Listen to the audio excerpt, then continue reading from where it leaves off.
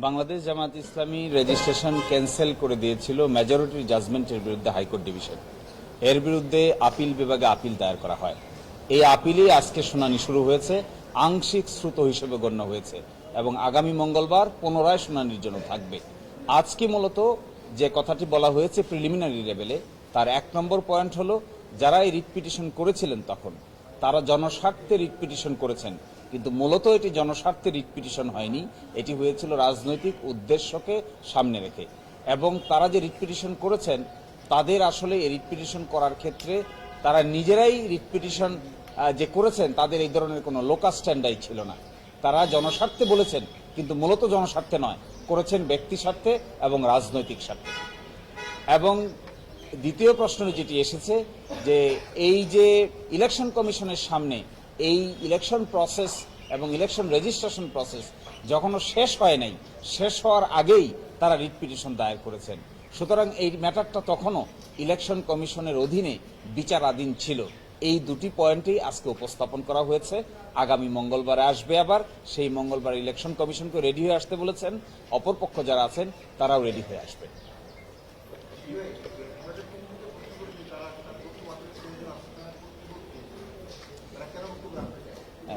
Election commission কিন্তু high court ডিভিশনে জামাত ইসলামীর পক্ষেই তারা লিখিত এবং মৌখিক সাবমিশন রেখেছে, কারণ তারাই তো রেজিস্ট্রেশন দিয়েছিলেন। এখন এসে আপিল বিভাগে যখন মামলাটি শুনানির জন্য এসেছে, অ্যাডভোকেট অন রেকর্ড সাহেব তিনি ইন্তেকাল করে মৃত্যুবরণ করেছেন। এই জন্য আইন অনুযায়ী ইলেকশন কমিশন থেকে তাদেরকে আরেকটা ফ্রেশ ইনস্ট্রাকশন নিতে হবে। এই ফ্রেশ ইনস্ট্রাকশনটাই তারা বলেছেন যে 1 সপ্তাহের ভিতরে ফ্রেশ ইনস্ট্রাকশন তারা নিয়ে আসবেন এবং আগামী মঙ্গলবারে এই ব্যাপারে পরিপূর্ণ শুনানি অনুষ্ঠিত হবে।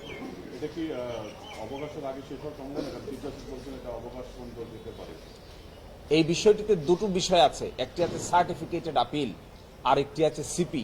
সার্টিফিকেটেড আপিল মানে হাইকোর্ট ডিভিশন সার্টিফিকেট দিয়ে বলেছেন যে এই বিষয়টিতে জটিল সাংবিধানিক প্রশ্ন জড়িত, এই জন্য আপিল বিভাগ যেন সরাসরি আপিল শুনানি করেন।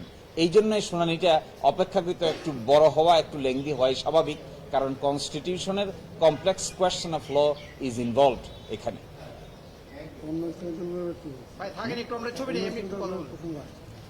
ওখানে আরেকটা কথা আসছিল যে অনেক ইসলামী দলই তো তখন রেজিস্ট্রেশন পেয়েছিলেন, তাহলে যারা রিট পিটিশন করলেন তারা অন্যান্য ইসলামিক দল যারা রেজিস্ট্রেশন পেয়েছেন তাদের কারো রেজিস্ট্রেশন চ্যালেঞ্জ করে মামলা করেননি, শুধু একটাকে টার্গেট করেছেন কেন? এটা দ্বারা বোঝা যায় যে এই একটা পার্টিকুলার পলিটিক্যাল পার্টির রেজিস্ট্রেশনকে নিয়ে যখন প্রশ্ন উত্থাপন করা হয় তখন এটি শুধুমাত্র জনস্বার্থে থাকে না, এখানে রাজনৈতিক বিবেচনা অনিবার্য অনুষঙ্গ হয়ে দাঁড়ায়।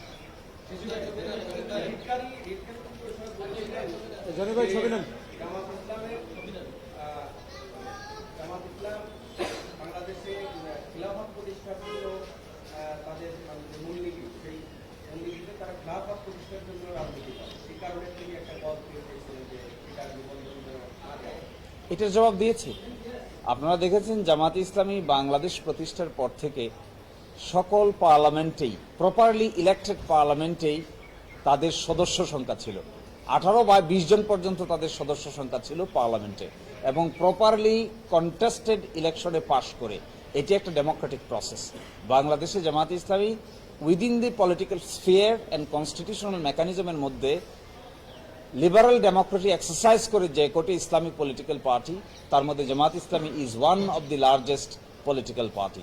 এই জন্য এরা ডেমোক্রেটিক প্রসেসের মধ্যেই আছে, এবং ডেমোক্রেটিক প্রসেসের মধ্যে এই দেশের মানুষ শেষ পর্যন্ত যা চায়, যেভাবে সরকার গঠন করতে চায়, যেভাবে রাষ্ট্র গঠন করতে চায়, এটাই ডেমোক্রেসির মূল প্রিন্সিপাল হবে। ইলেকশনে যদি তারা সাপোর্ট করে তাহলে সরকার গঠন হবে, পরিবর্তন হবে, কনস্টিটিউশন চেঞ্জ হবে। ইলেকশনে মানুষ যদি সাপোর্ট না করে তাহলে সরকার গঠন করাও পসিবল নয়, কনস্টিটিউশনেও কোনো পরিবর্তন আনা কারো পক্ষেই পসিবল নয়।